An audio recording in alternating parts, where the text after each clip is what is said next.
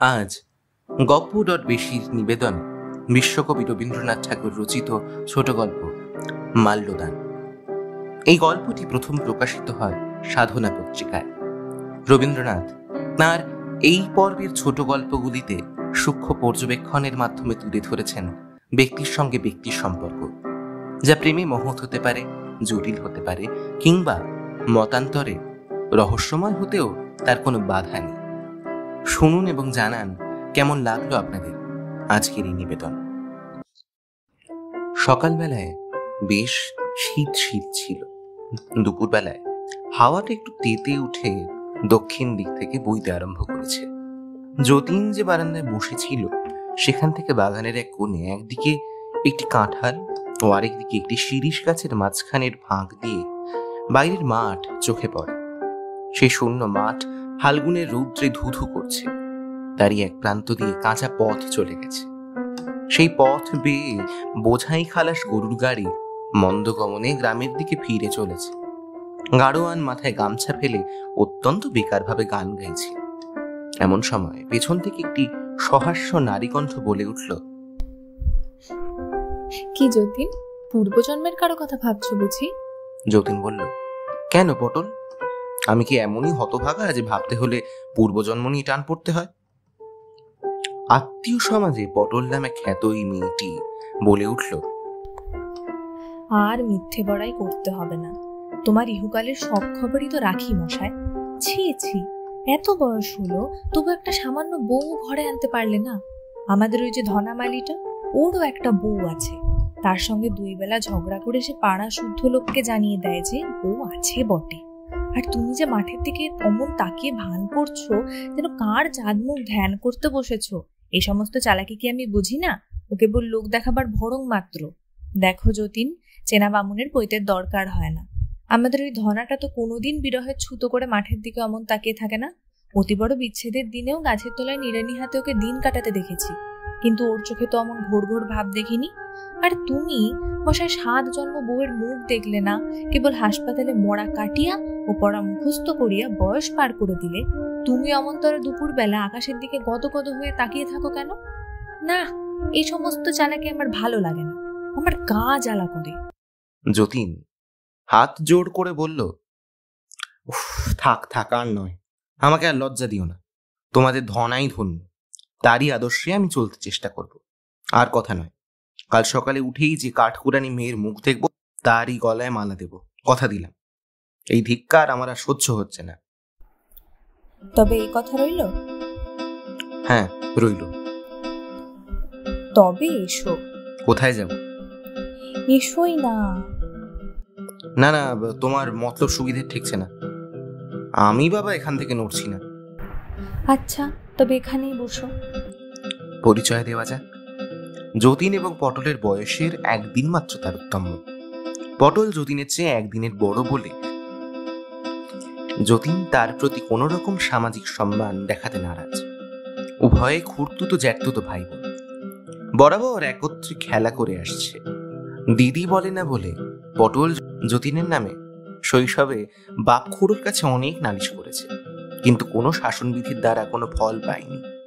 একটিমাত্র ছোট ভাইয়ের কাছেও তার পটল নাম ঘুচল না। পটল দিব্যি মোটাসোটা গোলগাল, প্রফুল্লতার রসে পরিপূর্ণ। তার কৌতুকহাস্য দমন করে রাখে সমাজে এমন কোনো শক্তি ছিল না। শাশুড়ির কাছেও সে কোনোদিন গাম্ভীর্য অবলম্বন করতে পারেনি। পটলের স্বামী হরকুমার বাবু ডেপুটি ম্যাজিস্ট্রেট, বিহার অঞ্চল থেকে বদলি হয়ে কলকাতায় আবগারি বিভাগে স্থান পেয়েছেন। প্লেগের ভয় বালিতে একটা বাগান বাড়ি ভাড়া নিয়ে থাকেন, সেখান থেকে কলকাতায় যাতায়াত করেন। আবগারি পরিদর্শনে প্রায়ই তাকে মফস্বলে ফিরতে হবে বলে দেশ থেকে মা এবং অন্য 2-1 আত্মীয়কে আনবার উপক্রম করছেন। এমন সময় ডাক্তারিতে নূতন উত্তীর্ণ পসার প্রতিপত্তিহীন যতীন বোনের নিমন্ত্রণে হপ্তাখানেকের জন্য এখানে এসেছে। কলকাতার গলি থেকে প্রথম দিন গাছপালের মধ্যে এসে যতীন ছায়াময় নির্জন বারান্দায় ফাল্গুন মধ্যাহ্নের রসালস্যে আবিষ্ট হয়ে বসেছিল। এমন সময় পূর্বকথিত সেই উপদ্রব আরম্ভ হল।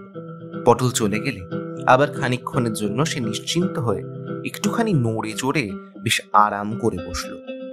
কাঠকুড়ানি মেয়ের প্রসঙ্গে ছেলেবেলাকার রূপকথার অলিগলির মধ্যে তার মন ঘুরে বেড়াতে লাগলো। এমন সময় আবার পটলের হাসি মাখা কণ্ঠের কাকলিতে সে চমকে উঠল। পটল আরেকটি মেয়ের হাত ধরে সবেগে টেনে এনে যতীনের সামনে স্থাপন করলো। বলল, ও কুড়ানি। মেয়েটি বলল, কি দিদি, আমার এই ভাইটি কেমন দেখ দেখি। মেয়েটি অসংকোচে যতীনকে দেখতে লাগলো। পটল বলল, কেমন, ভালো দেখতে না? মেয়েটি গম্ভীরভাবে বিচার করে ঘাড় নেড়ে বলল, হ্যাঁ ভালো। যতীন লাল হয়ে চৌকি ছেড়ে উঠে বলল, উফ পটল, কি ছেলে মানুষই করছো? আমি ছেলে মানুষই করি না তুমি বুড়ো মানুষই করো? তোমার বুঝি বয়সের গাছ পাথরে নাই? যতীন পালালো। পটল তার পিছনে পিছনে ছুটতে ছুটতে বলল, ও যতীন, তোমার ভয় নেই, তোমার ভয় নেই। এখনই তোমায় মালা দিতে হবে না, ফাল্গুন চৈত্রে লগ্ন নেই, এখনো হাতে সময় আছে। পটল যাকে কুড়ানি বলে ডাকে সেই মেয়েটি অবাক হয়ে রইল। তার বয়স 16 হবে, শরীর ছিপছিপে, মুখশ্রী সম্বন্ধে বেশি বলবার কিছু নেই। কেবল মুখে এই একটি অসামান্যতা আছে যে দেখলে যেন বনের হরিণীর ভাব মনে আসে। কঠিন ভাষায় তাকে নির্বুদ্ধি বলা যেতেও পারে, কিন্তু তা বোকামি নয়, তা বুদ্ধিবৃত্তির অপরিস্ফুরণ মাত্র। তা আবার কুড়ানির মুখের সৌন্দর্য নষ্ট না করে তাকে একটি বিশিষ্টতা দিয়েছে। সন্ধ্যাবেলায় হরকুমার বাবু কলকাতা থেকে ফিরে এসে যতীনকে দেখে বললেন, এই যে যতীন এসেছ, ভালোই হয়েছে। তোমাকে একটু ডাক্তারি করতে হবে যে। পশ্চিমে থাকতেই দুর্ভিক্ষের সময় আমরা একটি মেয়েকে নিয়ে মানুষ করেছি। পটল তাকে কুড়ানি বলে ডাকে। ওর বাপ মা এবং এই মেয়েটি আমাদের বাংলোর কাছে একটা গাছতলায় পড়েছিল। যখন খবর পেয়ে গেলাম, গিয়ে দেখি তার বাপ মা মরেছে, মেয়েটির প্রাণটুকু আছে মাত্র। পটল তাকে অনেক যত্নে বাঁচিয়েছে। প্রথমে মেয়েটি পটলকে মা বলে ডাকতে শুরু করেছিল। পটল তাকে ধমক দিয়ে বলল, খবরদার আমাকে মা বলিস না, আমাকে দিদি বলিস। অত বড় মেয়ে মা বললে নিজেকে বুড়ি বলে মনে হবে যে। বোধ করিস এই দুর্ভিক্ষের উপবাসে আর কোনো কারণে ওর থেকে থেকে শূল বেদনার মতো হয়। ব্যাপারখানা কি তোমাকে ভালো করে পরীক্ষা করে দেখতে হবে। ওরে তুলসী, কুড়ানিকে ডেকে আনতো। কুড়ানি চুল বাঁধতে বাঁধতে অসম্পূর্ণ বেনি পিঠের উপরে দুলিয়ে হরকুমার বাবুর ঘরে এসে উপস্থিত হলো। তার হরিণের মতো চোখ দুটো দুজনের উপর রেখে সে চেয়ে রইল। যতীন ইতস্তত করছে দেখে হরকুমার তাকে বললেন, বৃথা সংকোচ করছো যতীন। ওকে দেখতে মস্ত ডাগর, কিন্তু কচি ডাবের মতো। ওর ভেতর কেবল জল ছলছল করছে, এখনো শ্বাসের রেখা মাত্র দেখা দেয়নি। ও কিছুই বোঝে না। ওকে তুমি নারী বলে ভ্রম করো না, ও আসলে বনের হরিণী। যতীন তার ডাক্তারি কর্তব্য সাধন করতে লাগলো। কুড়ানি কিছুমাত্র কুণ্ঠা প্রকাশ করল না। যতীন বলল, জামাইবাবু, শরীর যন্ত্রের কোনো বিকার তো বোঝা গেল না। পটল ফস করে ঘরে ঢুকে বলল, হৃদয় যন্ত্রেরও কোনো বিকার ঘটেনি, তার পরীক্ষা দেখতে চাও? বলে কুড়ানির কাছে গিয়ে তার চিবুক স্পর্শ করে বলল, ও কুড়ানি, আমার এই ভাইটিকে তোর পছন্দ হয়েছে? কুড়ানি মাথা হেলিয়ে বলল, হ্যাঁ। আমার এই ভাইকে তুই বিয়ে করবি? সে আবার মাথা হেলিয়ে বলল, হ্যাঁ। পটল এবং হরকুমার বাবু হেসে উঠলেন। কুড়ানি কৌতুকের মর্ম না বুঝে তাদের অনুকরণে মুখখানি হাসিতে ভরিয়ে চেয়ে উঠল। যতীন লাল হয়ে উঠে ব্যস্ত হয়ে বলল, আহ পটল, তুমি বড় বাড়াবাড়ি করছো, ভারী অন্যায়। জামাইবাবু, আপনি পটলকে বড় প্রশ্রয় দিয়ে থাকেন, নইলে আমিও যে তার কাছে প্রশ্রয় প্রত্যাশা করতে পারি না। কিন্তু যতীন, কুড়ানিকে তুমি জানো না বলেই অত ব্যস্ত হচ্ছ। তুমি লজ্জা করে কুড়ানিকে শুদ্ধ লজ্জা করতে শেখাবে দেখছি। ওকে জ্ঞান বৃক্ষের ফল তুমি খাইও না। সকলে ওকেরই কৌতুক করছে। তুমি যদি মাঝের থেকে গাম্ভীর্য দেখাও, তবে সেটা ওর পক্ষে একটা অসঙ্গত ব্যাপার হবে। ওই জন্যই তো যতীনের সঙ্গে আমার কোনো কালে বললো না। ছোটবেলা থেকে কেবলই ঝগড়া চলছে। ও বড় গম্ভীর। ঝগড়া করাটা বুঝি এমন করে একেবারে অভ্যেস হয়ে গেছে। ভাই সরে পড়েছেন এখন। ফের মিথ্যে কথা। তোমার সঙ্গে ঝগড়া করে সুখ নাই, আমি চেষ্টাও করি না। আমি গোড়াতেই হার মেনে যাই। বড় কর্মই করো, গোড়ায় হার না মেনে শেষে হার মানলে কত খুশি হতাম। রাত্রে শোবার ঘরের জানলা দরজা খুলে দিয়ে যতীন অনেক কথা ভাবল। যে মেয়ে নিজের বাপ মাকে না খেতে পেয়ে মরতে দেখেছে, তার জীবনের উপর কি ভীষণ ছায়া পড়েছে এই নিদারুণ ব্যাপারে সে কত বড় হয়ে উঠেছে, তাকে নিয়ে কি কৌতুক করা যায়? বিধাতা দয়া করে তার বুদ্ধিবৃত্তির উপরে একটা আবরণ ফেলে দিয়েছেন। এই আবরণ যদি উঠে যায় তবে অদৃষ্টের রুদ্রলীলার কি ভীষণ চিহ্ন প্রকাশ হয়ে পড়ে। আজ মধ্যাহ্নে গাছের ফাঁক দিয়ে যতীন যখন ফাল্গুনের আকাশ দেখছিল, দূর থেকে কাঁঠাল মুকুলের গন্ধ মৃদুতর হয়ে তার ঘ্রাণকে আবিষ্ট করে ধরছিল, তখন তার মনটা মাধুর্যের কুহেলিকায় সমস্ত জগৎটাকে আচ্ছন্ন করে দেখছিল। ওই বুদ্ধিহীন বালিকা তার হরিণের মতো চোখ দুটো নিয়ে সেই সোনালী কুহেলিকা অপসারিত করে দিয়েছে। ফাল্গুনের উজন গুঞ্জন মর্মরের পেছনে যে সংসার ক্ষুধা তৃষ্ণা দুঃখ কঠিন দেহ নিয়ে বিরাট মূর্তিতে দাঁড়িয়ে আছে, উদ্ঘাটিত যবনিকার শিল্প মাধুর্যের অন্তরালে সে দেখা দিল। পরদিন সন্ধ্যার সময় কুড়ানির সেই ব্যথা উঠল। পটল তাড়াতাড়ি যতীনকে ডেকে পাঠালো। যতীন এসে দেখল কষ্টে কুড়ানির হাতে পায়ে খিল ধরছে, শরীর আড়ষ্ট। যতীন ওষুধ আনতে পাঠিয়ে বোতলে করে গরম জল আনতে হুকুম করল। পটল বলল, ভারী মস্ত ডাক্তার হয়েছ, পায়ে একটু গরম তেল মালিশ করে দাও না। দেখছো না পায়ের তলা কেমন হিম হয়ে গেছে। যতীন রোগিনীর পায়ের তলায় গরম তেল সবেকে ঘষে দিতে লাগলো। চিকিৎসা ব্যাপারে রাত্রি অনেক হল। হরকুমার কলকাতা থেকে ফিরে বারবার কুড়ানির খবর নিতে লাগলেন। যতীন বুঝল সন্ধ্যাবেলায় কাজ থেকে ফিরে এসে পটল অভাবে হরকুমারের অবস্থা অচল হয়ে উঠেছে। ঘন ঘন কুড়ানির খবর নেবার তাৎপর্য তাই। যতীন বলল, জামাইবাবু ছটফট করছেন, তুমি যাও পটল। পটল বলল, পরের দোহাই দেবে বই কি, ছটফট কে করছে তা বুঝেছি, আমি গেলেই এখন তুমি বাঁচো। এদিকে কথায় কথায় লজ্জায় চোখ মুখ লাল হয়ে ওঠে, তোমার পেটে যে এত ছিল তা কে বুঝবে। উফ, দোহাই তোমার, তুমি এখানেই থাকো বাবা, রক্ষা করো। তোমার মুখ বন্ধ হলে আমি বাঁচি। আমি ভুল বুঝেছিলাম, জামাইবাবু বোধহয় শান্তিতেই আছেন, এরকম সুযোগ তার সর্বদা ঘটে না। কুড়ানি আরাম পেয়ে যখন চোখ খুলল, পটল বলল, তোর চোখ খোলাবার জন্য তোর বরজাজ অনেকক্ষণ ধরে তোকে পায়ে ধরে সাধছে, তাই বুঝি এত দেরি করলি? ছি ছি, ওর পায়ের ধুলো নে। কুড়ানি কর্তব্যবোধে তৎক্ষণাৎ গম্ভীরভাবে যতীনের পায়ের ধুলো নিল। যতীন দ্রুতপদে ঘর থেকে চলে গেল। তারপর দিন থেকে যতীনের উপরে রীতিমতো উপদ্রব আরম্ভ হল। যতীন খেতে বসেছে এমন সময় কুড়ানি এসে অম্লান বদনে পাখা দিয়ে তার মাছি তাড়াতে প্রবৃত্ত হল। যতীন ব্যস্ত হয়ে বলে উঠল, থাক থাক থাক, দরকার নেই।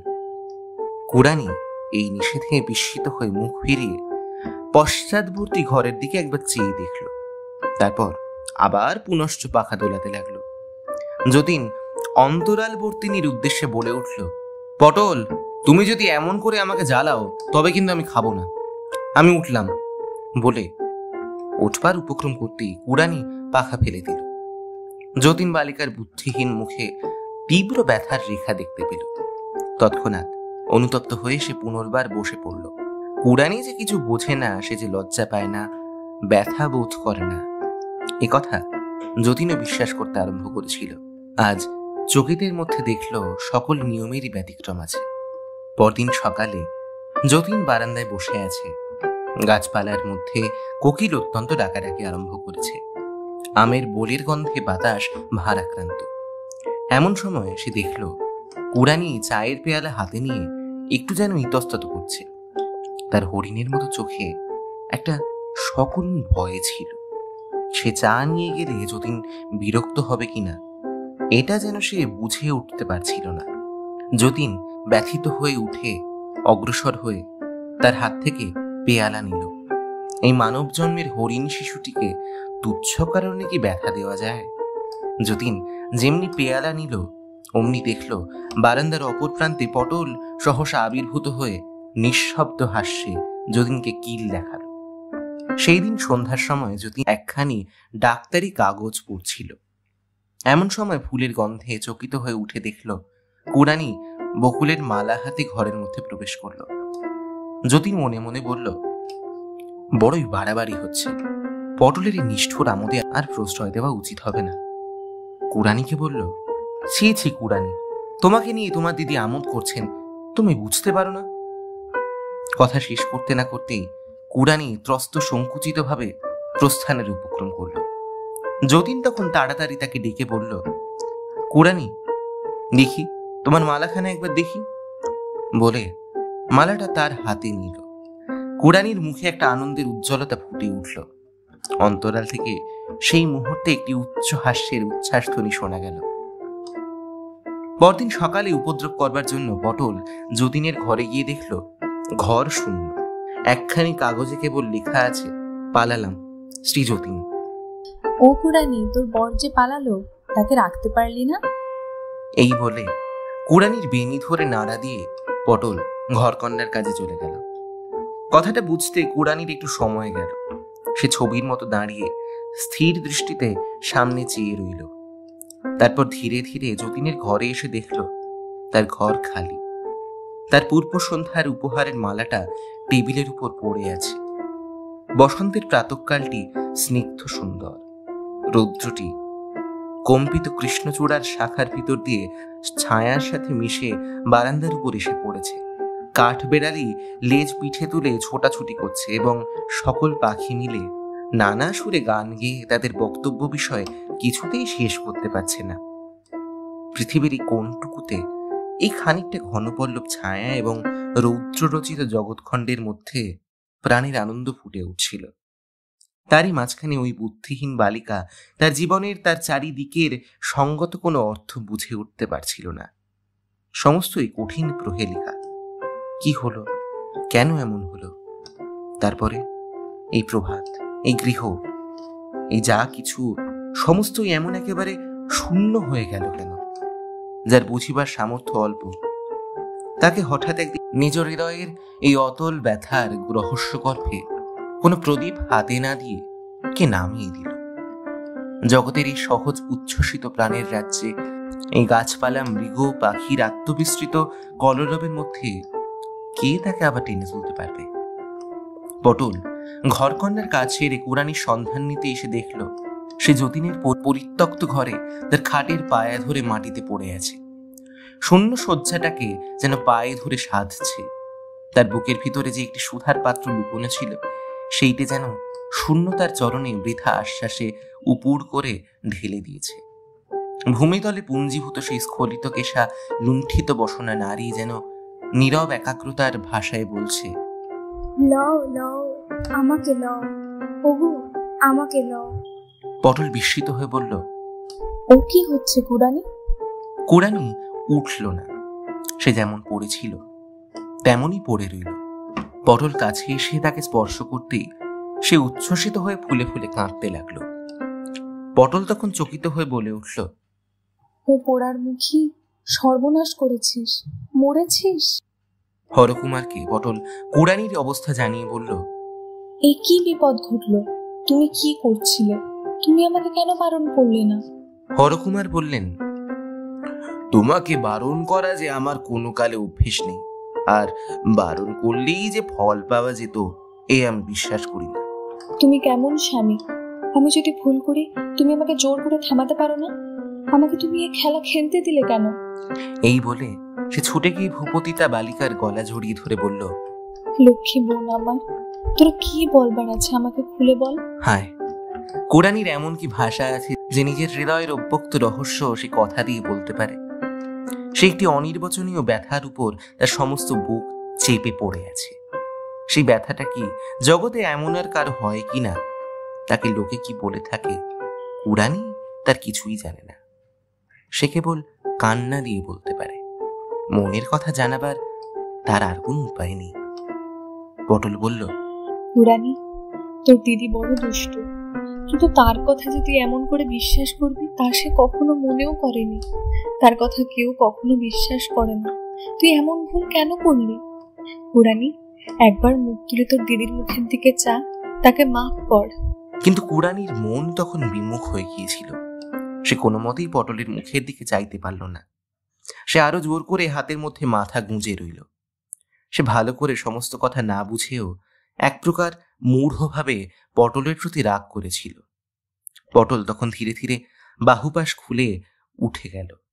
এবং জানলার ধারে পাথরের মূর্তির মতো স্তব্ধভাবে দাঁড়িয়ে ফাল্গুনের রৌদ্রচিক্কণ সুপারি গাছের পল্লব শ্রেণীর দিকে চেয়ে পটলের দুই চোখ থেকে জল পড়তে লাগলো। পরদিন কুড়ানির আর দেখা পাওয়া গেল না। পটল তাকে আদর করে ভালো ভালো গয়না এবং কাপড় দিয়ে সাজাতো।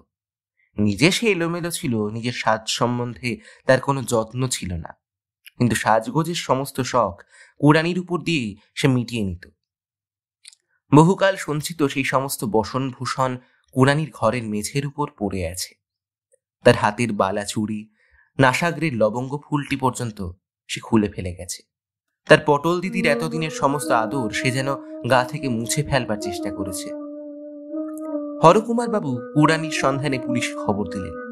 সেবারে প্লেগ দমনের বিভীষিকায় এত লোক এতদিকে পালিয়েছিল যে সেই সকল পলাতকদের মধ্য থেকে একটি বিশেষ লোককে বেছে নেওয়া পুলিশের পক্ষে যথেষ্ট কঠিন হল। হরকুমার বাবু 2-4 বার ভুল লোকের সন্ধানে অনেক দুঃখ এবং লজ্জা পেয়ে কুড়ানির আশা পরিত্যাগ করলেন। অজ্ঞাতের কোল থেকে তারা যাকে পেয়েছিলেন, অজ্ঞাতের কোলের মধ্যে সে আবার লুকিয়ে পড়ল। যতীন বিশেষ চেষ্টা করে সেবার প্লেগ হাসপাতালের ডাক্তারি পদ গ্রহণ করেছিল। একদিন দুপুরবেলায় বাড়িতে খাওয়া সেরে হাসপাতালে এসে শুনল হাসপাতালের স্ত্রী বিভাগে একটি নতুন রোগী নিয়ে এসেছে। পুলিশ তাকে পথ থেকে কুড়িয়ে এনেছে। যতীন তাকে দেখতে গেল। মেয়েটির মুখের অধিকাংশ চাদরে ঢাকা ছিল। যতীন প্রথমে তার হাত তুলে নাড়ি দেখল। নাড়িতে জ্বর অধিক নেই, কিন্তু দুর্বলতা অত্যন্ত। তখন পরীক্ষার জন্য মুখের চাদর সরিয়ে দেখল সেই কুড়ানি। ইতিমধ্যে পটলের কাছ থেকে যতীন কুড়ানির সমস্ত বিবরণ জেনেছিল। অব্যক্ত হৃদয়ভাবের দ্বারা ছায়াচ্ছন্ন তার সেই হরিণ চোখ দুটি কাজের অবকাশে যতীনের ধ্যান দৃষ্টির উপরে কেবলই অশ্রুহীন কাতরতা বিকীর্ণ করেছে। আজ সেই রোগ নিমীলিত চোখের সুদীর্ঘ পল্লব কুড়ানির শীর্ণ কপলের উপরে কালিমার রেখা টেনেছে। দেখা মাত্র যতীনের বুকের ভিতরটা হঠাৎ কে যেন চেপে ধরল। এই একটা মেয়েকে বিধাতা এত যত্নে ফুলের মতো সুকুমার করে গড়ে দুর্ভিক্ষ থেকে মাটির মধ্যে ভাসিয়ে দিলেন কেন? আজ এই যে পেলব প্রাণটি ক্লিষ্ট হয়ে বিছানার উপরে পড়ে আছে, এরই অল্প কয়েকদিনের আয়ুর মধ্যে এত বিপদের আঘাত, এত ব্যথার ভার সইল কি করে, ধরল কোথায়? যতীনই বা এর জীবনের মাঝখানে তৃতীয় আর একটি সংকটের মতো কোথা থেকে এসে জড়িয়ে পড়ল। রুদ্ধ দীর্ঘ নিঃশ্বাস যতীনের বক্ষদ্বারে আঘাত করতে লাগলো, কিন্তু সেই আঘাতের তাড়নায় তার হৃদয়ের দ্বারে একটা সুখের মিড়ও বেজে উঠতে লাগলো।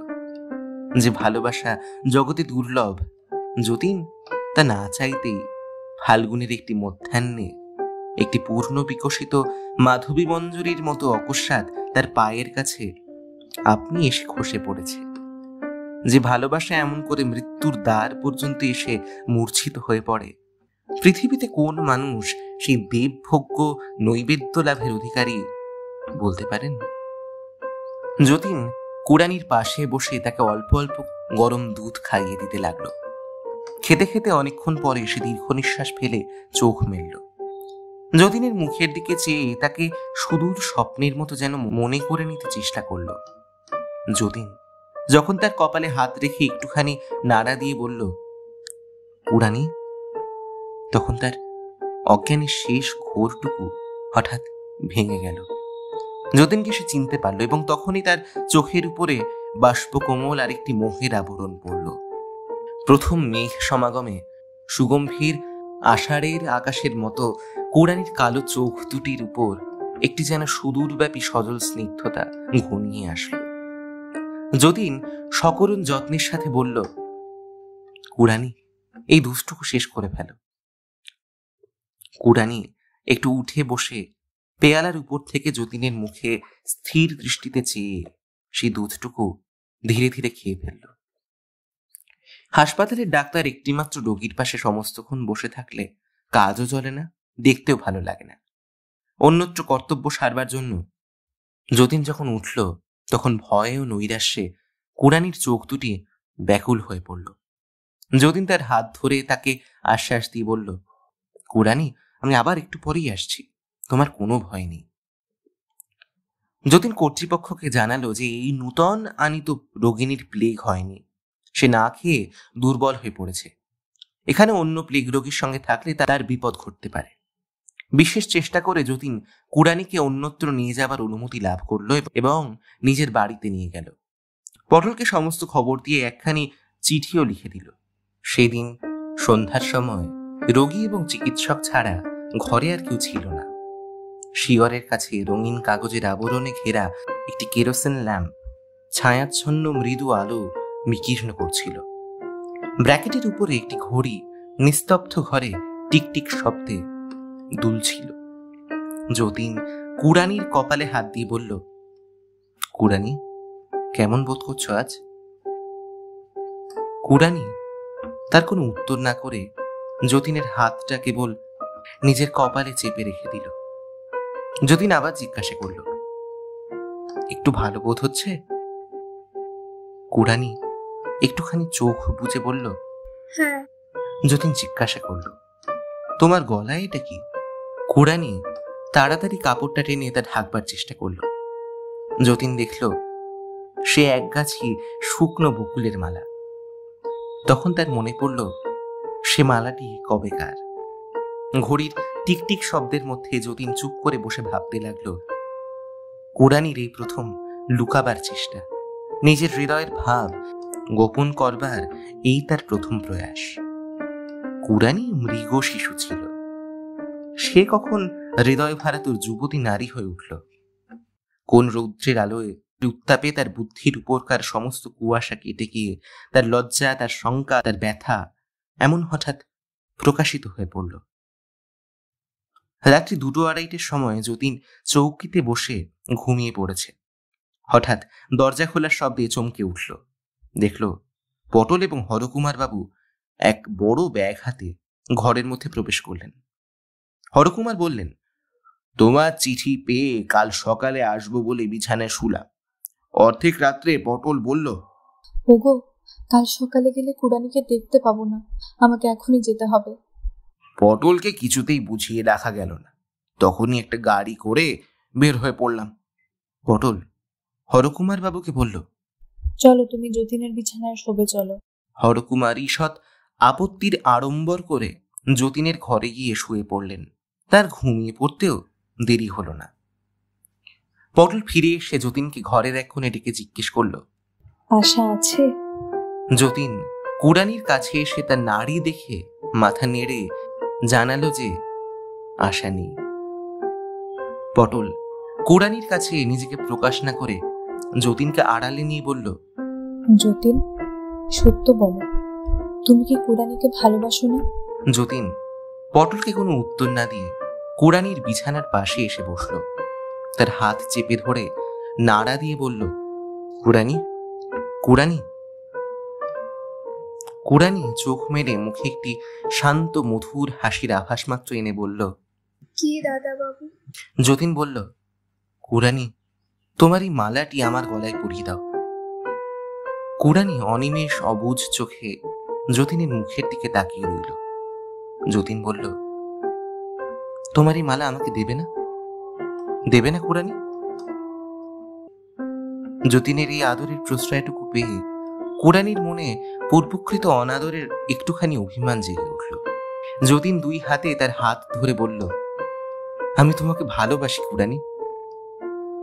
শুনে ক্ষণকালের জন্য কুড়ানি স্তব্ধ রইল। তারপরে তার 2 চোখ দিয়ে অজস্র জল পড়তে লাগলো। যতীন বিছানার পাশে নামিয়ে হাঁটু গেড়ে বসল। কুড়ানির হাতের কাছে মাথা নত করে রাখল। কুড়ানি গলা থেকে মালা খুলে যতীনের গলায় পরিয়ে দিল। তখন পটল তার কাছে এসে ডাকল, কুড়ানি। কুড়ানি তার শীর্ণ মুখ উজ্জ্বল করে বলল, কি দিদি? পটল তার কাছে এসে তার হাত ধরে বলল, আমার উপর তোর কোনো রাগ নেই বোন? না দিদি।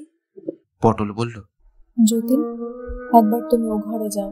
যতীন পাশের ঘরে গেলে পটল ব্যাগ খুলে কুড়ানির সমস্ত কাপড় গয়না তার মধ্যে থেকে বের করলো। রোগিণীকে অধিক নাড়াচাড়া না করে একখানি লাল বেনারসি শাড়ি সন্তর্পণে তার মলিন কাপড়ের উপর জড়িয়ে দিল। পরে একে একে এক এক গাছি চুড়ি তার হাতে দিয়ে দুই হাতে দুই বালা পরিয়ে দিল। তারপরে ডাকলো, যতীন। যতীন আসতেই তাকে বিছানায় বসিয়ে পটল তার হাতে কুড়ানির এক ছড়া সোনার হার দিল। যতীন সেই হার ছড়াটি নিয়ে আস্তে আস্তে কুড়ানির মাথা তুলে ধরে তাকে পরিয়ে দিল। ভোরের আলো যখন কুড়ানির মুখের উপর এসে পড়ল, তখন সে আলো সে আর দেখল না। তার অম্লান মুখকান্তি দেখে মনে হলো সে মরেনি, কিন্তু সে যেন এক অতল স্পর্শ সুখ স্বপ্নের মধ্যে নিমগ্ন হয়ে গেছে। যখন মৃতদেহ নিয়ে যাবার সময় হলো, তখন পটল কুড়ানির বুকের উপরে পড়ে কাঁদতে কাঁদতে বলল, বোন, তোর ভাগ্য ভালো, জীবনের চেয়ে তোর মরণ সুখের। যতীন কুড়ানির সেই শান্ত স্নিগ্ধ মৃত্যুর ছবির দিকে চেয়ে ভাবতে লাগলো, যার ধন তিনি নিলেন, আমাকেও বঞ্চিত করলেন না। কথামানবী কুমারহট্টের বিশেষ নিবেদন গপ্প.বেশিতে আজ শুনলেন রবীন্দ্রনাথ ঠাকুরের লেখা ছোট গল্প মাল্যদান। কুড়ানির চরিত্রে সুদেষ্ণা দত্ত, পটলের চরিত্রে স্বস্তিকা রায়, হরকুমার, যতীন ও কথকের ভূমিকায় এবং শাব্দিক সম্পাদনা, প্রচারচিত্র প্রস্তুতি, আবহ সঙ্গীত ও পর্ব পরিচালনায় আমি শ্রমণ। আশা করি আমাদের আজকের এই নিবেদন আপনাদের ভালো লেগেছে। এইভাবেই পাশে থাকবেন আমাদের। আগামী দিনে আরো অনেক গল্প নিয়ে হাজির হবে টিম গপ্প.বেশি। ধন্যবাদ।